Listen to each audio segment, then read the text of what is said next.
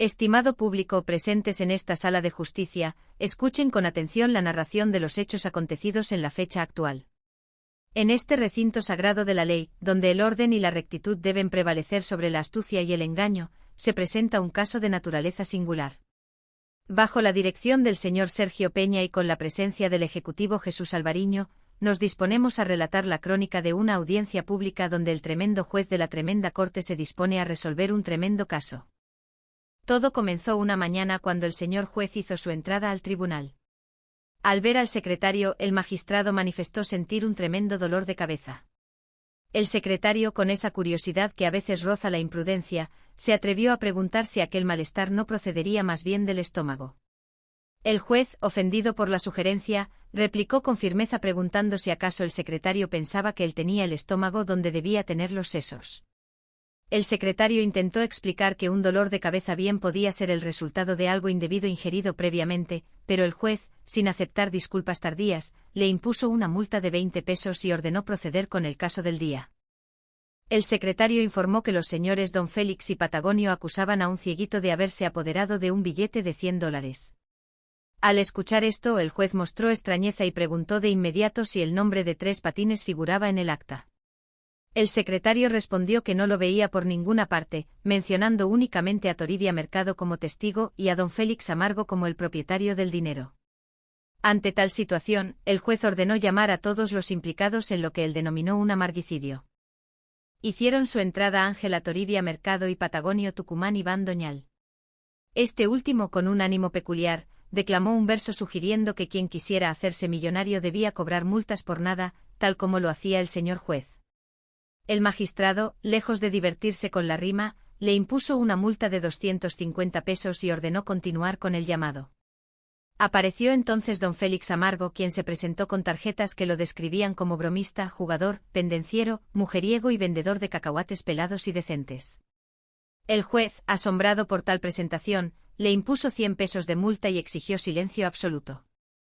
Finalmente fue llamado Casimiro Buenavista, el cieguito del caso.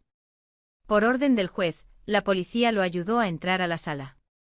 En cuanto el hombre estuvo presente, don Félix y Patagonio lo señalaron con vehemencia, afirmando que él era el mismo individuo que se había llevado el billete. Patagonio aseguró reconocerlo por lo greñudo y lo flaco. Sin embargo, doña Ángela intervino para defenderlo, alegando que ella había evitado que esos dos hombres le dieran una paliza al pobre hombre. El juez, buscando esclarecer los hechos, preguntó cómo era posible que el cieguito se hubiera llevado el dinero.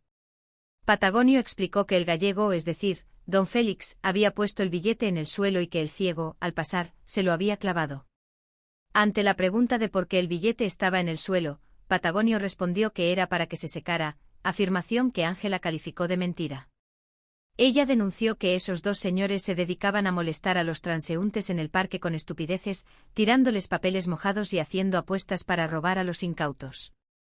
Cuando el juez interrogó a Casimiro Buenavista sobre cómo sabía tales cosas, éste respondió que se lo había contado un amigo llamado Tres Patines. Al mencionar ese nombre, el juez sintió que la pieza que faltaba en el rompecabezas empezaba a aparecer. Buenavista afirmó conocer a Tres Patines de vista, aunque luego se corrigió diciendo que, dada su condición, lo conocía más bien por el tacto y el olfato. Incluso mencionó que el traje amarillo y el sombrero color de rosa que vestía eran regalos de Tres Patines.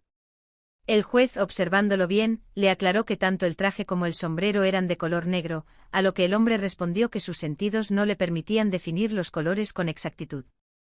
Casimiro relató que había visitado a Tres Patines hacía aproximadamente 72 horas, pues él contaba el tiempo por horas ya que para él no había diferencia entre el día y la noche.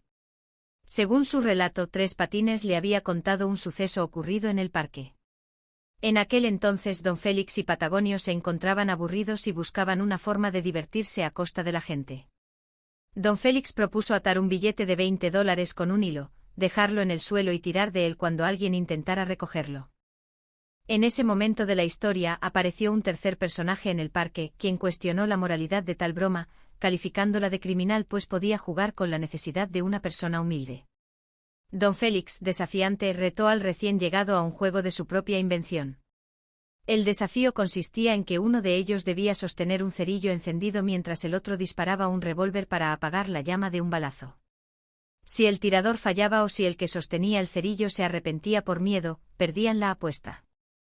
Patagonio, queriendo demostrar su valentía de gaucho bravo, instó a don Félix a apostar $10 en su nombre. El juego se llevó a cabo. Patagonio sostuvo el cerillo con firmeza, pero al momento del disparo, el susto fue tal que dio un grito y se lanzó hacia atrás. Luego el recién llegado propuso una nueva apuesta de $40 contra 60. Don Félix aceptó y se dispuso a sostener el cerillo. Sin embargo, el tirador comenzó a vacilar, contando lentamente hasta 5. Don Félix, impaciente y burlón, lo llamó cobarde por no disparar. Al llegar al número 5 sin que se produjera el disparo, el tirador declaró que don Félix había perdido por estar hablando todo el tiempo. Al revisar el revólver, don Félix se dio cuenta de que el arma no tenía balas y que habían sido estafados. Indignado, reclamó que con el paño no se jugaba. Tras este altercado, don Félix y Patagonio decidieron volver a su plan original del billete con el hilo, pero esta vez usarían el billete de $100 que acababan de ganar de forma dudosa. Fue en ese instante cuando apareció el cieguito en escena, pidiendo una limosna por el amor de Dios. Mientras los dos bromistas acechaban la llegada de alguna víctima, el cieguito se acercaba. Doña Ángela también andaba por allí y les recriminaba su conducta, llamándolos vagos. En medio de la confusión en la sala de justicia, el juez comenzó a sospechar de la verdadera identidad del acusado. Le preguntó a Buenavista cómo, siendo ciego, pudo sentir el billete en el suelo. El hombre explicó que al pisar un cuerpo extraño se le dobló el pie, se le descalzó el zapato y al agacharse para arreglarlo, el billete se le quedó pegado en los dedos y luego saltó mágicamente al bolsillo de su bolsa. El juez, con astucia, le pidió a Buenavista que se quitara los espejuelos y lo mirara a la cara. Al realizar un movimiento brusco, el hombre reaccionó por instinto de conservación, revelando que no era tan ciego como pretendía.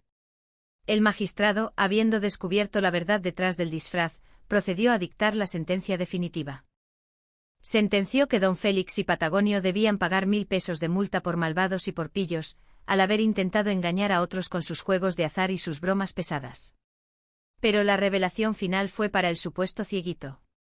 El juez declaró que aquel hombre no era otro que el mismísimo Tres Patines disfrazado, quien una vez más había intentado burlar la ley y a sus semejantes con una actuación magistral. Así, en la tremenda corte se hizo justicia una vez más, castigando tanto a los que pretendían burlarse del prójimo como al eterno pícaro que siempre encontraba la forma de estar presente en los líos más insólitos.